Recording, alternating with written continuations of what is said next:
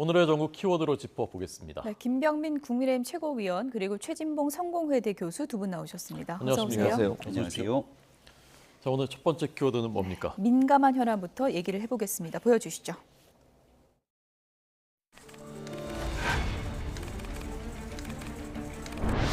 신을사조약에 버금가는 비일 굴욕 외교를 절대 용납할 수 없습니다. 민주당은 국민 뜻을 받들어 국정조사 추진을 본격 검토하겠습니다. 한일 관계도 미래에 도움이 되는 방법으로 풀어나가야 하는 것이지 언제까지나 한일 감정을 부추기고 죽창간을 굴러서야 되겠습니까? 저 역시 눈앞에 정치적 이익을 위한 편한 길을 선택해서 역대 최악의 한일 관계를 방치하는 대통령이 될 수도 있었습니다. 하지만 작금의 엄중한 국제 정세를 뒤로하고 저마저 적대적 민족주의와 한일 감정을 자극해 국내 정치에 활용하려 한다면 대통령으로서의 책무를 저버리는 것이라고 생각했습니다. 과거는 직시하고 기억해야 됩니다. 그러나 과거에 발목이 잡혀서는 안 됩니다. 한일 관계도 이제 과거를 넘어서야 합니다.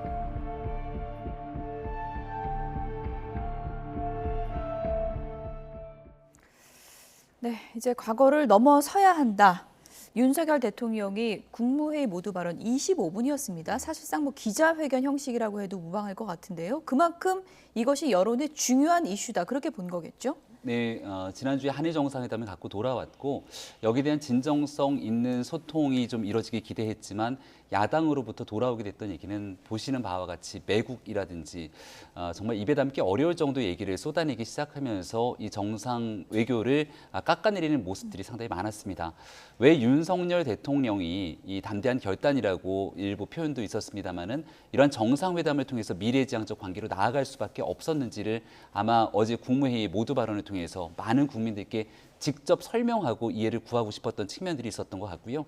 전체 내용들을 들어보면 지난날 대통령실에서 만찬을 가졌을 때 윤석열 대통령이 직접 얘기했던 많은 이야기들이 어제 있었던 모두 발언 속에서도 함께 들어가 있는 것처럼 느껴졌습니다. 내용들을 참모들이 써준 것이 아니라 본인 스스로 한자 한자 고쳐가면서 국민께 직접적으로 설득하고 현재 처해져 있는 어려움을 이렇게 돌파해 나가기 위한 그 진정성 그리고 미래적인 관계를 통해서 국민들의 이해를 촉구하는 그런 모두 발언이었다고 생각합니다. 네.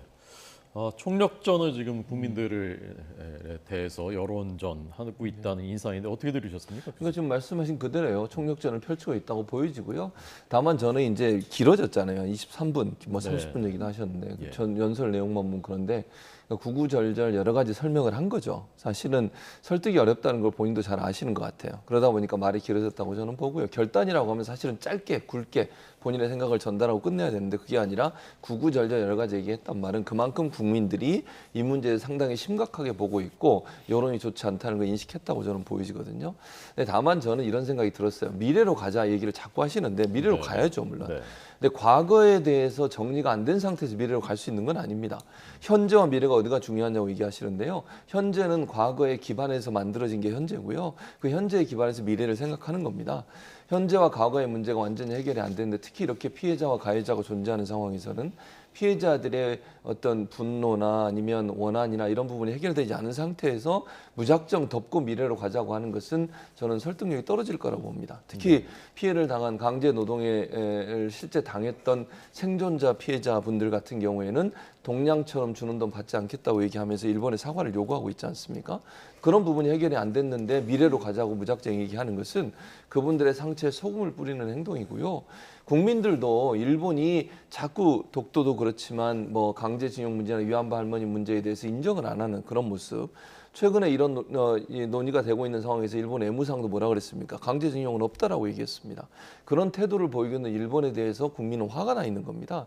그런데 그런 부분들을 다 무시하고 그냥 미래로 가자고 얘기하는 것이 과연 국민들을 설득해낼 수 있을까? 저는 그건 어렵다고 생각합니다. 네. 네. 어제 외통위에서는 박진 장관에 대해서 야당이 아주 공세 수위를 크게 높였는데요. 어떤 공방이 오갔는지 듣고 오겠습니다. 한일 관계 미래를 위한 결단이라는 주장은 을사보호조약 때 을사오족들이 똑같은 주장을 했고 대통령과 장관 행위는 헌법 제65조가 규정한 명백한 탄핵 사유에 해당된다라고 봅니다. 탄핵 말씀을 하시는데 이것은 제가 볼 때는 이거 심각한 인신 공격이고 명예훼손입니다. 정부의 정책 판단은 탄핵 사유가 아닙니다. 정부의 강제동원 해법 발표 이후에 3일 만에 일본 외무상은 강제동원 없었다라고 이야기했습니다. 명백히 잘못된 것이죠.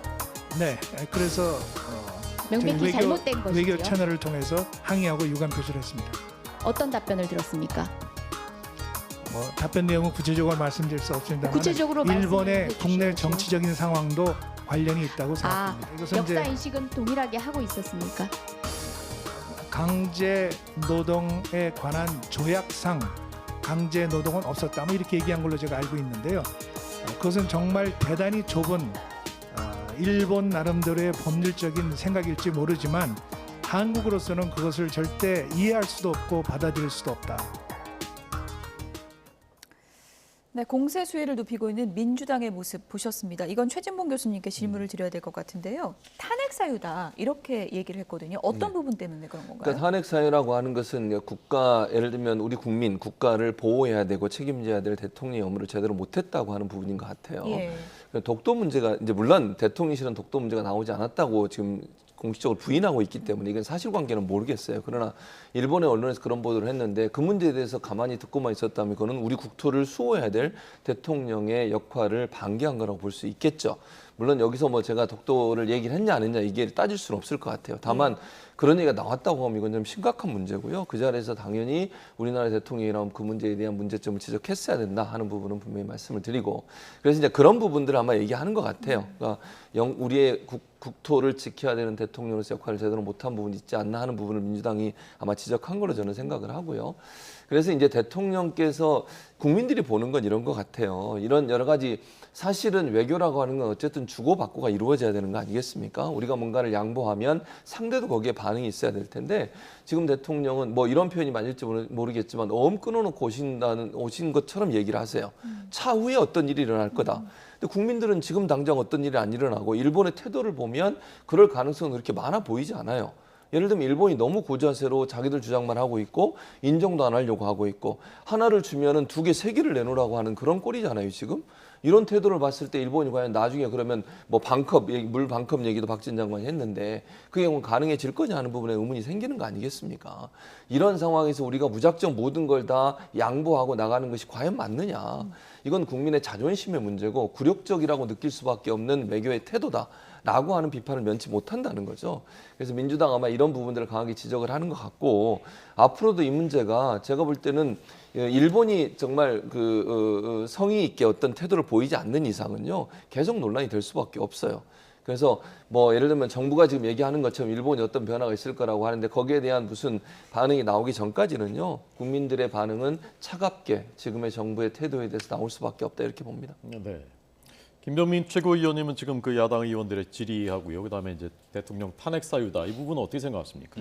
일단은 탄핵 사유를 꺼냈다는 건 결국 민주당이 그동안 윤석열 정부를 대해왔던 이른바 대선불복 행태가 여전히 꾸준히 이어지고 있다. 국회 내에서도 저 같은 얘기를 하고 있습니다만 이미 바깥 장외에서 민주당의 책임 있는 정치인들이 나가서 윤석열 정부를 부정하는 듯한 메시지를 수차례 내왔기 때문에 과연 이런 인식으로 정부를 공격하게 되는 일이 국익에 어떤 도움이 되는가 또 국민들께 어떤 설득의 과정을 거치는가를 돌아봤으면 좋겠습니다. 한일 정상회담에서 나왔던 얘기들을 가지고 지역적인 일본의 일부 보도들 사실관계도 엇갈립니다. 심지어 독도에 관한 얘기들은 있지 않았다 이렇게 대한민국 정부가 확인을 하고 있고 일본 내 언론에서도 다양한 다른 의견들이 나오고 있는 상황인데 거의 기정사실화된 것처럼 정치 공세의 장으로 섞어 활용하는 것 적절치 않다 다시금 말씀을 드립니다. 예를 들어서 민주당이 주장하는 바대로 똑같이 되돌려 드린다면 지난 2018년 판문점에서 만났던 도보다리 회담에서 그 당시 문재인 전 대통령은 김정은과 무슨 얘기를 나눴는가 하나하나 이야기를 꺼내지 못하고 있지 않습니까?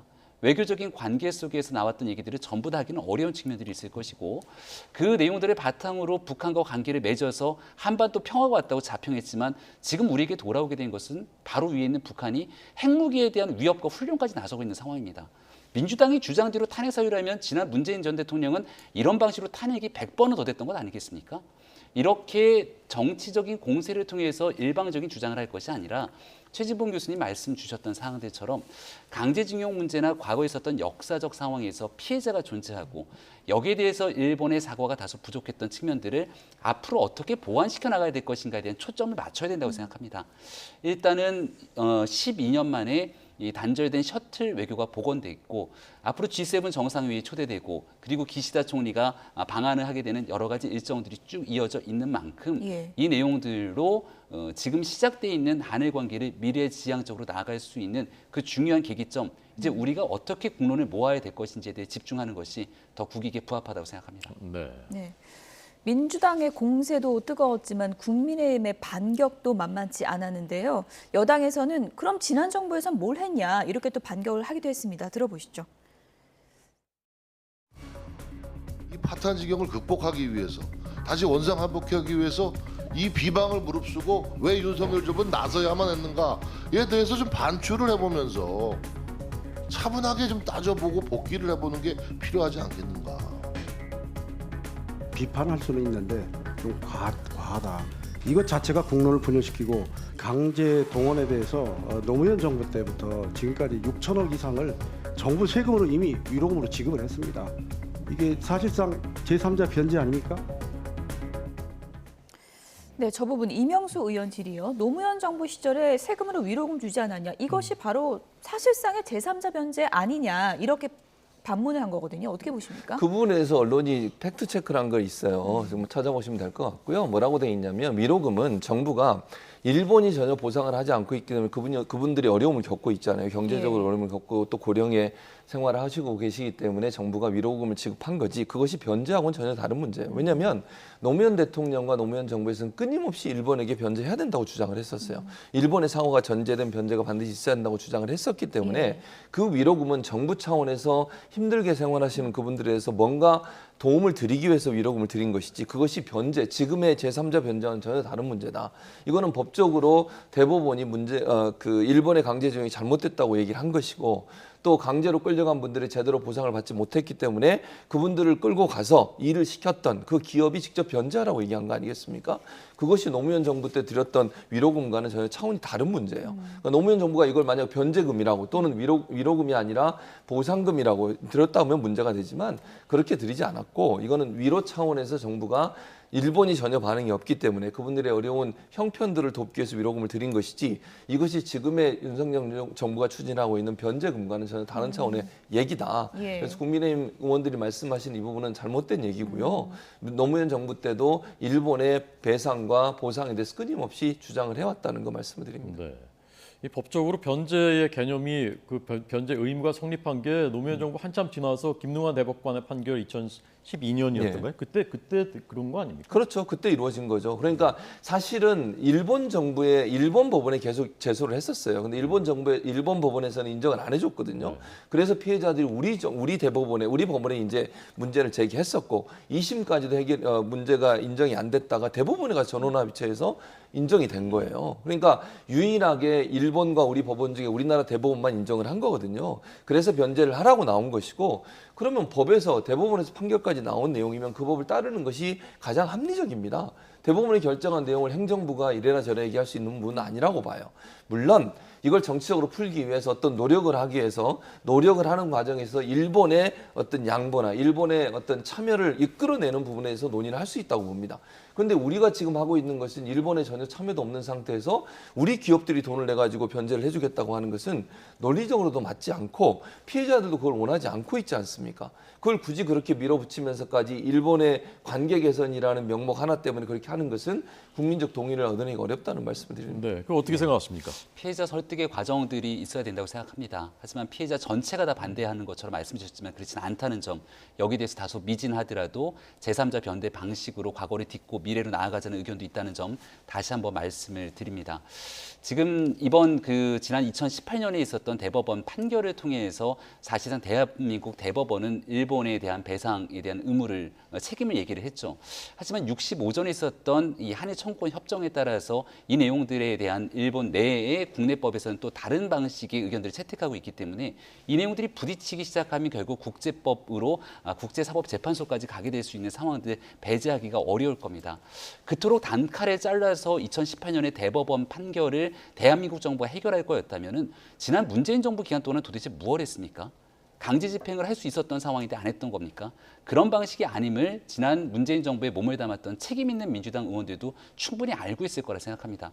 대한민국 선택지에서는 법원의 판결이 있었기 때문에 네. 이 내용으로 꽉 얼어붙은 한일 간의 관계를 이른바 회피하고 외면하면서 여기에 대한 내용들을 방치하는 선택을 할지도 모르겠습니다. 네. 그게 바로 윤석열 대통령이 어제 국무회의에서 쏟아냈던 이야기처럼 그런 방식의 국내 정치적 이득을 고려한 정무적 판단을 할 수 있을지 모르겠지만 어렵고 힘들더라도 같이 설득하면서 제3자 변제를 통해 문제를 해결하고 그리고 난 다음 미래지향적인 한일 관계를 나아가기 위해서 한 단계씩 쌓아나가는 신뢰 외교를 펼쳐나가자는 게 윤석열 대통령의 생각이고 국민의힘이 지향하고 주장하는 바입니다. 여기에 대해서 무작정적으로 모든 것들을 다 일본에 내어줬다 이렇게 판단할 것은 아니라고 생각하고요.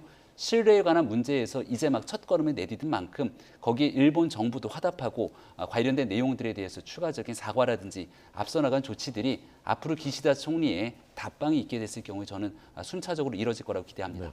그 사실관계 짧게 이제 설명드리자면은 그 전까지는 우리 법원들도 1965년 한일 청구권 협정으로 변제 의무는 없다라는 입장 그런 판결을 해왔는데 2012년에 김능환 대법관이 있다 변제 의무가 있다라고 하면서 이제 파기환송을 했었던 것이고 그것이 이제 2018년에 우리 대법원에서 최종적으로 확정을 한 이렇게 된 것입니다. 네.